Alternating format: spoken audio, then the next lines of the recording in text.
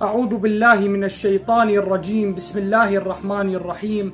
اللهم صل على محمد وآل محمد وعجل فرجهم والعن أعداءهم من الأولين والآخرين، آمين يا رب العالمين. البعض من الأخوة يشتكي عنده وجع في أذنه، يقول أنا أخذت علاجات عديدة ولكن لم أشفى من مرضي. هل هنالك ورد علاج عند أئمة أهل البيت عليهم أفضل الصلاة والسلام؟ نعم، ما ورد في مفاتيح الجنان عن الإمام الصادق عليه أفضل الصلاة والسلام أنه قال: توضع اليد على الأذن، إذنك اليمنى توجعك اليسرى، توضع اليد على الأذن وماذا؟ ويقرأ الإنسان: أعوذ بالله الذي سكن له ما في البر والبحر والسماوات والأرض وهو السميع العليم 7 مرات. أكرر: أعوذ بالله الذي سكن له ما في البر والبحر والسماوات والأرض وهو السميع العليم.